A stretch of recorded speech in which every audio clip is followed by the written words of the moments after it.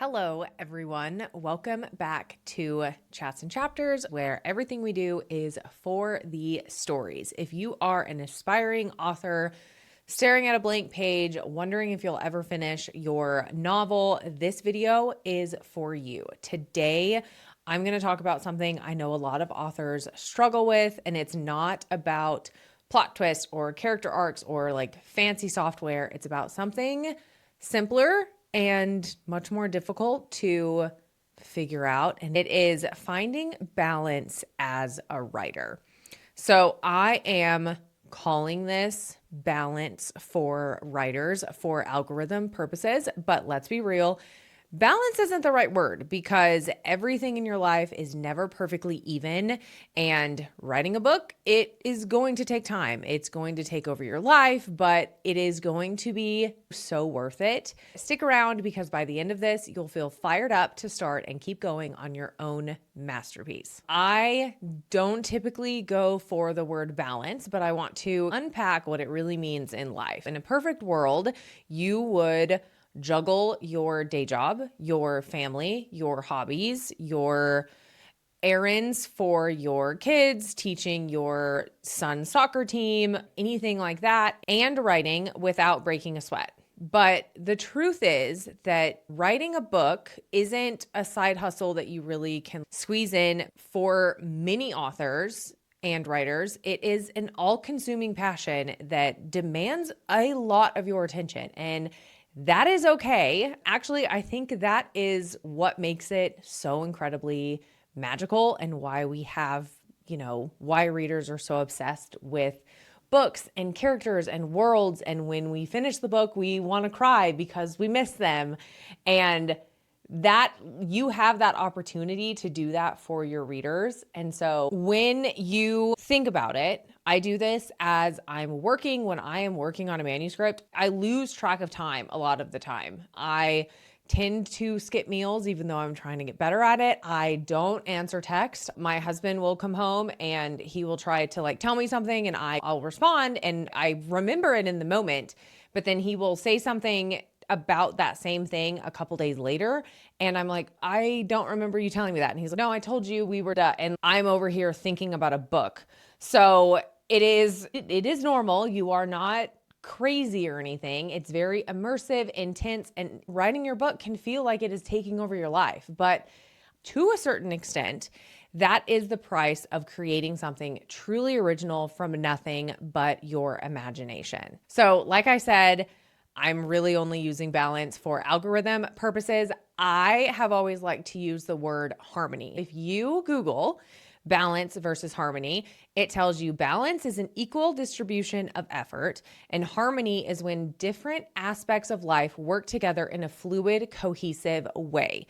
Now, when it says in a fluid, cohesive way, I don't want you to think, oh, it's perfect and beautiful. No, there's going to be hiccups and bumps in the roads, and you're going to have to take detours, and some roads are going to be closed, and this, that, and the other. But it isn't realistic to think you can give everything in your life equal attention and effort. So when you're in school, a lot of your energy goes towards your classes and studying. We know that as people, a society, that is what we are taught. When you get a new job, your energy is focusing on learning that job. When you have a kid, your energy goes to your kid. And I think the idea of balance as we think of it regularly in society is very unfair. And we get caught in a trap of thinking we're doing life wrong because it isn't quote unquote balanced. But that is just how life goes, especially when you're pursuing something as important and all-consuming as writing a book. So a few weeks ago, I shared a bit of this idea on TikTok because I am training for a trail race in March. This will be my first official race that I'm training for since I did my last half marathon in March of 2023. Along the same lines, running takes a lot of time. Running longer distances takes time. You have to run longer to get better at running longer. It is time on feet. It is time spent out on the trails. I have just decided that in this stage, in this season, I will not be available most Saturdays because I have long runs in the morning and I don't feel like rushing to make it anywhere by noon. And this is a season in my life. I don't race train year round. It is definitely a trade-off. So the way I think about it is I either give training everything I have and I do my absolute best in my race, or I slack off my training and my race kicks my ass. I really don't like when races kick my ass. My last half marathon was brutal, and that is because they had to change the course a couple of days before we started running. So it was an out and back. It was terrible. I cried afterwards. So to get to the point, I am going to do the training. I'm going to do the training to get to perform the best that I can in my race in March. And this doesn't mean that I will be perfect at it. And it doesn't mean that you should put pressure on yourself to be perfect with your writing. But it helps if you acknowledge that this is a season you're in and that it will not last forever. I love researching and bringing in widely known authors to give you examples. And so I don't want you to take my word for it, even though the analogy with running is pretty strong. Let's look at Stephen King. So he's the master of horror and one of the most prolific authors that we have right now. So when he's in the zone, he's writing every single day. He has breakfast with his wife, and then he goes and he sits down at his desk and he knocks out about 2,000 words. No excuses, every day, rain or shine. And that is not glamorous. It is not beautiful and whimsy. And I'm sure there's mornings where he does not want to write, but he is in this season and he is disciplined about writing when he knows he needs to write. And it has produced over 50 novels and billions of fans and stories that have shaped pop culture, and we have movies, and it's a whole thing. And like, you can't get to that level if you are not disciplined in your execution. So it is, like I said, it is a trade-off always. Okay, next up is my girl, J.K. Rowling. I love talking about J.K. Rowling. The woman built the wizarding world of Harry Potter, okay? She has admitted that when she's immersed in a book, her mind is so wrapped up in plot threads and character motivations that she sometimes doesn't hear her husband speaking. Is it a woman thing? Is it a woman thing? I wonder, because I do the same thing. I don't know. Dinner table conversations. She gets lost to Sorting Hat ideas or Death Eater plots. Like, that is the level of immersion that we're talking about. It's not balanced in their traditional sense at all. It is obsessive or borderline obsessive.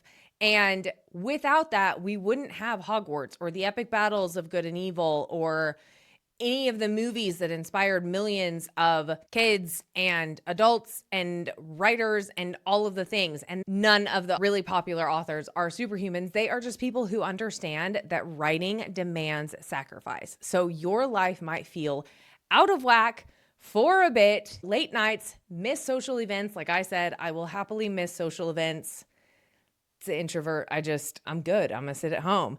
And you might, during this time, you might have that nagging voice saying, why bother? But on the other side of your discipline, of your doubt, of pushing through, of getting what you set your mind to done, you have a finished book. You have your book. You have something that did not exist until you made it real. I love everything. I just love everything. It's so exciting. These stories that people literally came up with out of their brains. Everyone is a genius. I'm sorry. Okay. I'm stop ranting. You might be thinking the market is so saturated. There's obviously a million fantasy books, an insane amount of romance novels and thrillers everywhere you look. And you are 100% right. You're 100% right. Bookstores and Amazon are overflowing. So why would you bother adding yours to the pile? Well, because only you can write your book. Like I said, this book comes from your imagination. No one else has your unique voice, your experiences, your twist on the world. That quirky character inspired by your grandma, only you could write that. The plot born from that weird dream that you had last year, it's your dream. No one else can write that. The world building that reflects your travels or your wild imagination, no one else can write that either. Someone else can 100% write a dragon story or an enemies to lovers, but they won't infuse it with your heart, your humor, and your pain. And that's what makes your book irreplaceable. Let that sink in. In a sea of stories, yours is the one that could touch someone in a way no other book can. Think about it. You love books. I know you love books that other people have hated. And I know you have not liked books that other people love. And that is just such a great thing because your book has the opportunity to be someone's favorite book. Not everyone's going to like it. You can't please everyone. It is the way of the world. It is life. But you have that opportunity. You could inspire a kid to read. You could help someone through a tough time, or you could just make them laugh on a bad day. That is the power of writing and storytelling and being disciplined and going through a season of not having everything be balanced and pushing through. And that is why it is worth the time that you put into your story and to get it into the hands of your readers. Okay. So now to go a little bit further into the effort of writing a book. If you're like, what are you talking about? Writing a book seems super easy. I don't know anyone who thinks that, but writing a book is an incredible grind. It is all coming straight from your brain. Yes, maybe you took a kernel of a concept from something else. They say nothing is original at this point. I digress. You're not just typing words. You're the architect. You're the director. You're the god of the universe of your book. So first, you have to go through plotting. You have to weave those threads of the story that holds together without the plot holes. It's like solving a puzzle where you make the pieces as you go. You're like over there doing the woodworking and cutting them out. Doesn't sound fun to me, the woodworking part. You have to plan, of course. You have to outline your chapters, research details, whether it's medieval sword fighting or quantum physics for your sci-fi twist. And yes, if you're a pantser, at some point you will still have to plan a little bit, outline some chapters, even as you're going through revisions. I always suggest, this is a little developmental edit tip, I always suggest once you finish your first draft and you're ready for your first round of edits to go through, read your entire manuscript without editing anything, not a thing, and give each chapter a 2 to 3 sentence summary. And you can put them on sticky notes or note cards, and that way you can see your entire story in one glance and you can see where maybe it doesn't quite work or maybe it doesn't fit or you need to move some stuff. So the next one, you are imagining everything. You're dreaming up scenes that are so vivid, they play like movies in your readers' heads. You're testing them. You have to obviously visualize it as you're writing. Does the dialogue ring true? Does this fight scene, could this actually happen? Could someone lift their leg that high? Does the twist of your story shock without cheating? You're creating characters, of course. Characters are the heart of stories. You're giving them flaws and backstories and growth arcs that feel real. Like they're not puppets, they're people you birth from nothing. Are we serious? Are we serious? Okay. And then you put all of this into a world. So that is whether it is a gritty urban thriller or a fantasy realm, like you're building it brick by brick. However in depth you want to go, you still have to build the world, the cultures, the magic system, the atmosphere, the vibes, all of the things. Like it is not easy. It takes hours, days, months. For some writers, it takes years if you have to shelf it or you literally can't find the harmony to do it at this point. Like your brain is probably going to ache. You're going to hit walls. You're probably going to want to quit. You're going to doubt yourself, like I was saying. But that is the beauty of the entire process, is that every ounce of effort pours into something eternal, a book that is going to outlive you, that connects you to readers you've never met. And I just love the notion. I love the idea. I love it so much because there are so many stories that I cannot imagine not having in my brain. I cannot imagine Erin Morgenstern thinking of writing The Starless Sea and then being like, oh, no, people have done underworld things before. I'm not interested.